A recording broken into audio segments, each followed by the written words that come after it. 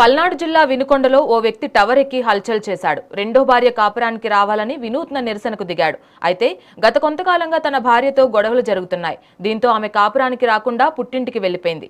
ఆమె తిరిగి వచ్చేందుకు నిరాకరించింది. ఈ క్రమంలో నిరసన తెలిపాడు. ఘటనా స్థలానికి చేరుకున్న పోలీసులు, అగ్నిమాపక సిబ్బంది అతన్ని కిందకు దించేశారు.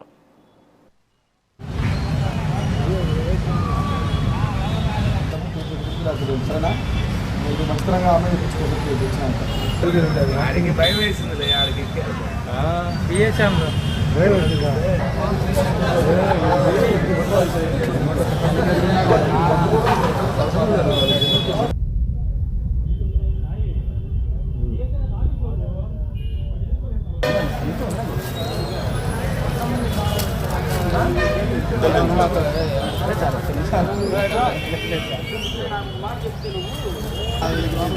ప్రతిసారి అలా చేస్తే కరెక్ట్ కాదని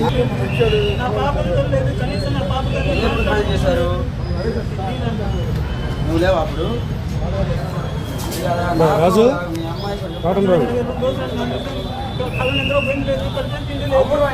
చెప్పాలి కదా రాజు ఒకసారి నాకైనా చెప్పాలి కదా వచ్చింది కూడా తెలియదు. చేసేవాళ్ళు మాట్లాడలే పోతే ఏమొచ్చింది.